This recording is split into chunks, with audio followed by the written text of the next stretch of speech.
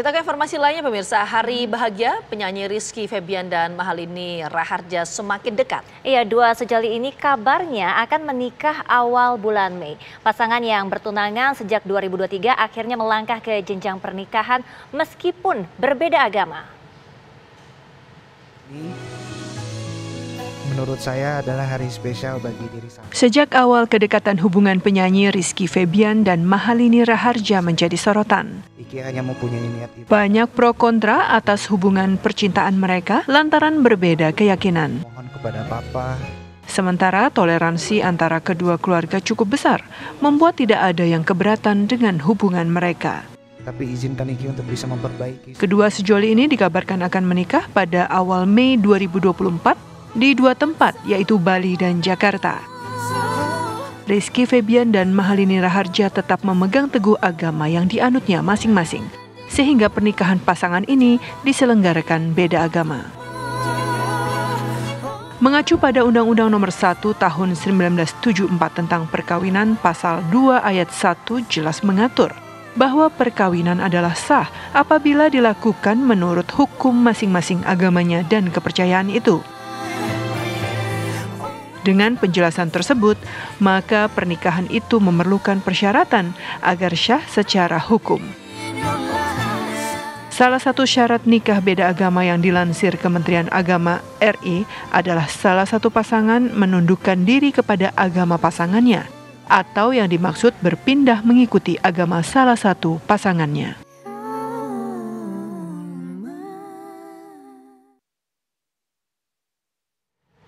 Ketua MUI Muhammad Khalil Nafis ikut menyoroti rencana pernikahan Rizky Febian dan Mahalini Raharja yang berbeda agama. Lalu apa tanggapan dari Kiai Khalil Nafis mengenai pernikahan beda agama ini? Sudah tersambung secara virtual dengan kami, yaitu Ketua MUI Bidang Dakwah dan Ukhuwah Kiai Muhammad Khalil Nafis. Assalamualaikum Pak Kiai. Pak Kiai, kita langsung saja minta tanggapan dari Pak Kiai dalam perspektif Islam ini seperti apa sih pernikahan beda agama ini, Pak Kiai? Ya, kita pernah juga melakukan kajian ini dan sudah dikeluarkan fatwanya di Majelis Ulama Indonesia, begitu juga di Nahdlatul Ulama, begitu juga di Muhammadiyah dan ormas-ormas yang lain. Jadi kalau pada dasarnya wanita muslimah itu haram atau tidak sah dinikahi oleh non-muslim. Ya, itu mutlak ulama satu pendapat.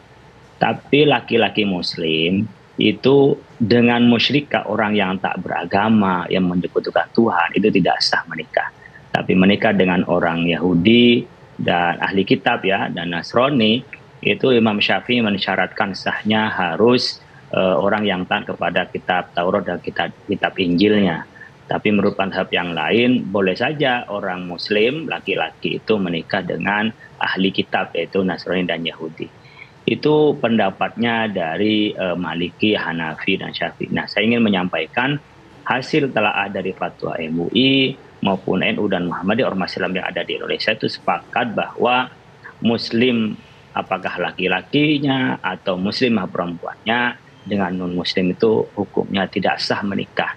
Sebagaimana undang-undang tadi menyebutkan tentang perkawinan, Nomor 1 Tahun 74 bahwa sah dan tidak sahnya perkawinan itu menurut agamanya masing-masing. Berarti yang bisa menghukumi sah ataupun tidak sah itu adalah dari aspek ajaran agama. Kementerian Agama tadi juga menyampaikan tentang bagaimana satu agama itu yang bisa ditolerir atau bisa disahkan pernikahannya.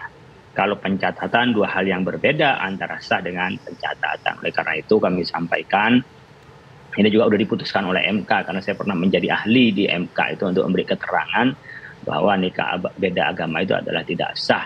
Kalau tidak sah berarti akadnya itu tidak mempengaruhi terhadap adanya hubungan suami istri, artinya tetap adalah orang lain. Andaikan hubungan laki perempuan yang dilakukan sebagaimana hubungan suami istri adalah menjadi zina menurut agama kami, menurut Islam itu adalah selalu melakukan perzinahan. Artinya kumpulnya pun menjadi perkumpulan yang haram antara dua laki dan perempuan karena akadnya tidak sah. Artinya kalau dalam tata negara begitu ya, apakah jika dalam agama Islam begitu ya, karena Rizky Febian misalnya dalam hal ini sebagai contoh akan menikah begitu ya dengan agama yang Islam, apakah pernikahannya di negara ini juga tidak sah atau hanya secara agamanya saja yang tidak sah?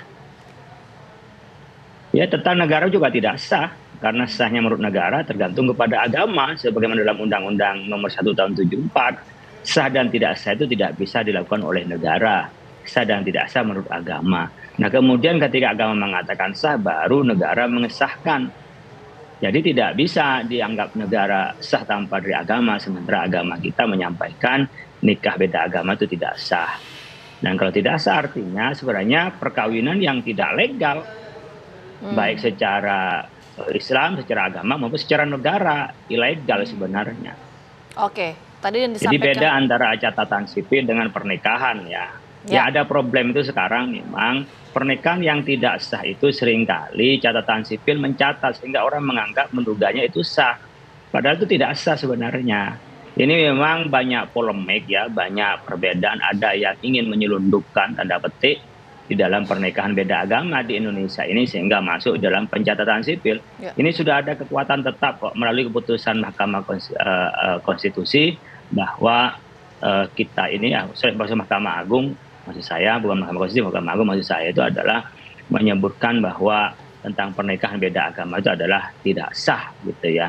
Tinggal nanti diturunkan kepada Undang-Undang Catatan Sipil yang kadang-kadang masih melalui pengadilan orang dicatatkan padahal pernikahannya tidak sah. Baik, terima kasih Pak Kiai Kholil atas penjelasannya dari MUI. Wassalamualaikum warahmatullahi wabarakatuh. Sehat selalu Pak Kiai. Terima kasih Pak Kiai. Amin. Waalaikumsalam. Sama-sama.